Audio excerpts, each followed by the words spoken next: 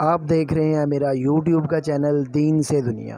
میرے چینل کو سبسکرائب کریں. تاریخ کے مطالعے سے پتہ چلتا ہے کہ اردن، شام اور اسرائیل کے درمیان ایک علاقہ تھا جو انتہائی زرخیز اور متمدن تھا. اسی علاقے میں صدوم کے نام سے ایک مشہور شہر آباد تھا جس کی بستیاں نہایت سرسبز و شاداب تھیں اور وہاں طرح طرح کے اناج اور قسم قسم کے پھل اور میوے بکثرت پیدا ہوتے تھے. شہر کی خوشحالی کی وجہ سے اکثر لوگ مہمان بن کر ان آبادیوں میں آ جایا کرتے اور شہر کے لوگوں کو ان کی مہمان نوازی کا بار اٹھانا پڑتا. شہر کے لوگ مہمانوں کی حد درجہ آمد سے بہت ہی کبیدہ خاطر اور تنگ ہو چکے تھے. ان کی مہمان نوازی سے اکتاہٹ اور بیزاری کو دیکھتے ہوئے شیطان لعین کو موقع مل گیا اور اس نے ایک ایسا گھناؤنا کھیل کھیلا کہ جس کی مثال ماضی میں نہیں ملتی تھی. ابلیس لعین ایک بوڑھے کی صورت میں نمودار ہوا اور ان لوگوں سے کہا کہ اگر تم لوگ مہمانوں کی آمد سے نجات چاہتے ہو تو اس کی یہ تدبیر ہے کہ جب بھی کوئی مہمان تمہاری بستی میں آئے تو تم لوگ زبردستی اس کے ساتھ بدفعلی کرو. اس طرح یہ فعل بد ان لوگوں نے شیطان سے سیکھا.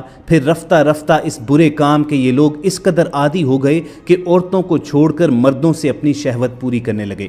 اس کے علاوہ بھی یہ قوم حد درجہ اخلاق سے گرتی رہی. یہ مسافروں کو لوٹ لیتے، سرعام دھوکہ بازی کرتے اور یہ کام فخری انداز سے کرتے. سب سے گھٹیا فعل ہم جنس پرستی تھا جس میں یہ قوم مبتلا تھی اور کوئی بھی محفل اس کام کے بغیر ادھوری سمجھی جاتی. خاص کر مسافروں میں سے کوئی خوبصورت لڑکا آتا تو یہ لوگ اسے اپنا شکار بناتے. الغرض یہ قوم سرکشی میں حد سے گزر گئی. اللہ تعالیٰ نے حضرت لوط علیہ السلام کو شہر صدوم کی جانب پہلے سے روانہ کر رکھا تھا. آپ حضرت ابراہیم علیہ السلام کے بھتیجے تھے. آپ نے اپنی قوم کو جب شیطان کے چنگل میں دیکھا تو ان لوگوں کو اس فعل بد سے منع کرتے ہوئے فرمایا جس کا ذکر قرآن کریم میں بھی ہے کہ تم وہ بے حیائی کرتے ہو جو تم سے پہلے جہان میں کسی نے نہ کی. تم تو مردوں کے پاس شہوت سے جاتے ہو عورتوں کو چھوڑ کر، بلکہ تم حد سے گزر چکے ہو.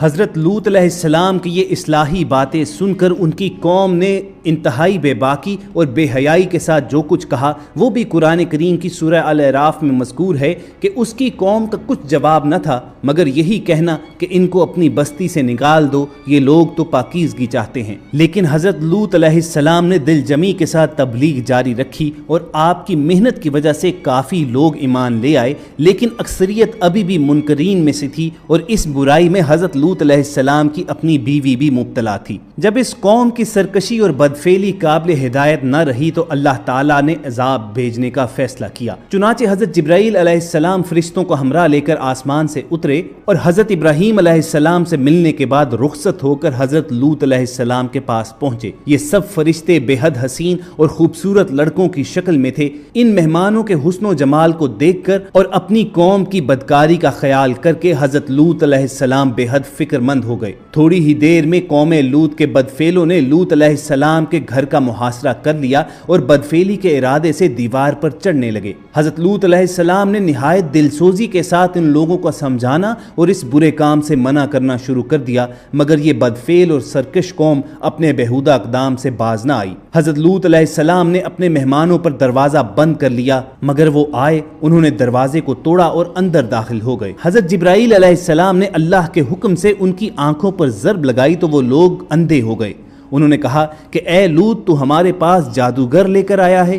چنانچہ انہوں نے آپ کو بڑی دھمکیاں دیں اور آپ علیہ السلام دل ہی دل میں فکر مند ہوئے کہ جب یہ فرشتے چلے جائیں گے تو میری امت مجھے اذیتیں دے گی. فرشتے اب تک یہ منظر خاموشی سے دیکھ رہے تھے. جب ان اوباشوں کی گستاخی اور حضرت لوط علیہ السلام کی پریشانی اور بے بسی کی انتہا ہو گئی تو جبرائیل علیہ السلام گویا ہوئے کہ آپ ڈریے نہیں، میں آپ کے رب کی طرف سے بھیجا ہوا ہوں. اے لوط گھبراؤ نہیں اور دروازہ کھول دو اور ان کو آگے آنے دو. اب ان ظالموں کی مہلت کی گھڑیاں ختم ہو گئی ہیں. صرف صبح ہونے کی دیر ہے اور صبح کے طلوع ہونے میں اب زیادہ وقت نہیں. خواتین و حضرات، اب سورہ ہود میں مذکور قرآن مجید کے الفاظ میں سنیے جس کا ترجمہ ہے کہ جب ہمارے بھیجے ہوئے فرشتے لوط کے پاس پہنچے تو وہ بہت غمگین اور تنگ دل ہوئے کیونکہ انہوں نے فرشتوں کو پہچانا نہ تھا.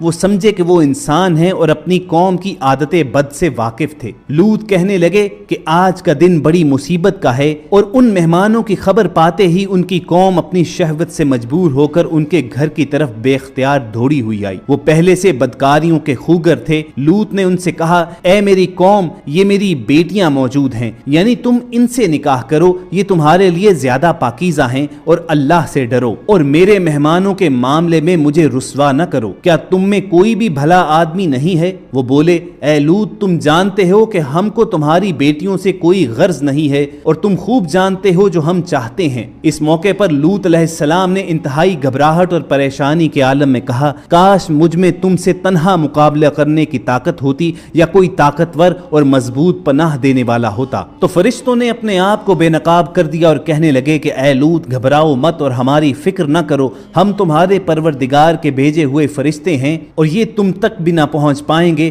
سو تم کچھ رات رہے اپنے اہل و عیال کو لے کر نکل جاؤ، اور تم میں سے کوئی بھی پیچھے مڑ کر نہ دیکھے، بے شک اس قوم پر وہ عذاب پہنچ کر رہے گا جو ان کو پہنچنا ہے، بے شک ان کی تباہی کے لیے صبح کا وقت مقرر ہے۔ پھر جب ہمارا حکم پہنچا تو ہم نے ان کی بستی کو تلپٹ کر دیا۔ جبرائیل علیہ السلام نے اس بستی کو اٹھا کر بلندی سے زمین پر الٹا کر پٹک دیا، پھر اس پر پکی ہوئی مٹی کے پتھر تابڑ توڑ برسائے، ہر پتھر خدا کی طرف سے نامزد کیا ہوا تھا، اور یہ بستی کچھ ایسی دور نہیں ہے، مکہ سے شام کا سفر کرتے وقت راستے میں پڑتی ہے۔ حضرت لوط علیہ السلام اپنے اللہ کے حکم سے گھر والوں اور مومنین کو ہمراہ لے کر بستی سے باہر نکل گئے۔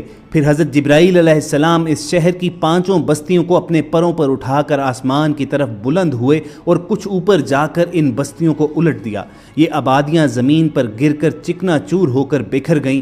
پھر کنکر کے پتھروں کا ایک می برسا اور اس زور سے سنگ باری ہوئی کہ قوم لوط کے تمام لوگ مر گئے اور ان کی لاشیں بھی ٹکڑے ٹکڑے ہو کر بکھر گئیں۔ عین اس وقت جبکہ یہ شہر الٹ پلٹ رہا تھا، حضرت لوط علیہ السلام کی ایک بیوی جس کا نام وائلہ تھا، جو در حقیقت منافقہ تھی اور قوم کے بدکاروں سے محبت رکھتی تھی، اس نے پیچھے مڑ کر دیکھ لیا اور یہ کہا کہ ہائے میری قوم۔ یہ کہہ کر وہ کھڑی ہو گئی، پھر عذاب الہی کا ایک پتھر اس کے اوپر بھی گر پڑا اور وہ بھی وہیں ہلاک ہو گئی۔ چنانچہ قرآن مجید میں حق تعالیٰ سورۃ الاعراف میں ارشاد فرماتے ہیں کہ ہم نے اسے اور اس کے گھر والوں کو نجات دی، مگر اس کی عورت وہ رہ جانے والوں میں سے ہوئی، اور ہم نے اس پر بھی می برسایا، تو دیکھو اس کا کیسا انجام ہوا مجرموں کی طرح۔ جو پتھر اس قوم پر برسائے گئے وہ کنکروں کے ٹکڑے تھے، اور ہر پتھر پر اس شخص کا نام لکھا ہوا تھا جو اس پتھر سے ہلاک ہوا۔ مفسرین قرآن کہتے ہیں کہ اس عورت کی لاش آج بھی ان پتھروں میں اللہ تعالیٰ نے آنے والی امتوں کے لیے عبرت کے لیے محفوظ کر کے چھوڑ دی۔ قرآن کریم کی سورہ عنکبوت کی آیت 35 میں اللہ تعالیٰ نے قوم لوط کی تباہی کی طرف اشارہ کرتے ہوئے بتایا کہ قوم لوط پر عذاب نازل کیا گیا، مگر ان کے تباہ شدہ شہر کو آنے والے انسانوں کے لیے عبرت کے طور پر باقی رکھا۔ اللہ تعالیٰ فرماتے ہیں، اور ہم نے عقل والوں کے لیے کچھ واضح نشانیاں باقی چھوڑ دیں۔ قرآن کریم کی وضاحت کے باوجود قوم لوط کے تباہ شدہ شہر کے بارے میں آج تک حضرت انسان کسی نتیجے تک نہیں پہنچ پایا تھا،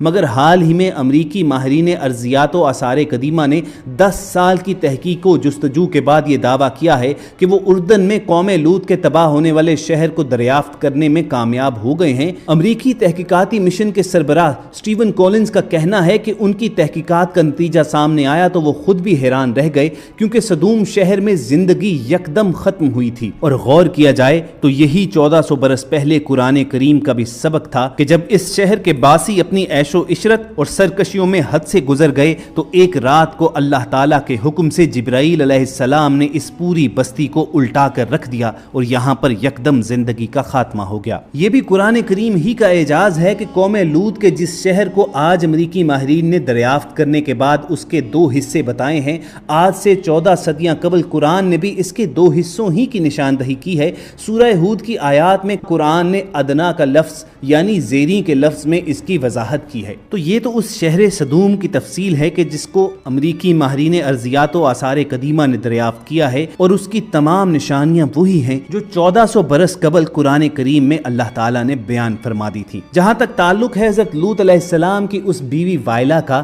جسے نشان عبرت بنا دیا گیا تھا، تو بعض روایات کے مطابق اسے پتھر کی بنا دیا گیا اور اس کا بت آج بھی اردن میں بحیرہ مردار کے پاس موجود ہے۔ دوستو، اس حکایت سے کچھ نکات ضرور واضح ہوتے ہیں کہ جو اللہ کی نافرمانی کرے گا وہ اللہ کے عذاب کا ضرور حقدار بنے گا، اور کسی ایک کی نیکی دوسرے کے کام نہیں آ سکتی۔ یہاں تک کہ انبیاء بھی اللہ کے فیصلے کے سامنے بے بس ہیں، وہ اللہ کے احکامات کو تسلیم کرتے ہیں، لہٰذا ہمیں بھی تسلیم کرنا چاہیے۔ اللہ تعالیٰ سے ہر دم دعا رہنی چاہیے کہ وہ ہمیں اپنی اصلاح فرمانے کی توفیق بخشے اور امت محمدی صلی اللہ علیہ وآلہ وسلم کو تمام اقسام کے افعال بد سے مامون و محفوظ رکھے۔ اور اگر آپ کو حکایت قوم لوط پسند آئی ہو تو اسے لائک کر کے فیس بک اور واٹس ایپ کے ذریعے زیادہ سے زیادہ لوگوں تک پہنچائیے۔ الوداع کہنے سے پہلے ایک یاد دہانی کروا دیں کہ آپ ریڈ بٹن پر کلک کر کے اور بیل آئیکن کو پریس کر کے ہم سب کے سبسکرائبر بننا مت بھولیے تاکہ چینل پر اپلوڈ ہونے والی ہر ویڈیو آپ کو ہر وقت اور بر وقت ملتی رہے۔ اگلے ویڈیو سیشن تک ہمیں اجازت دیجیے، اپنا اور ارد گرد کے لوگوں کا خیال رکھیے اور ہم سب کے ساتھ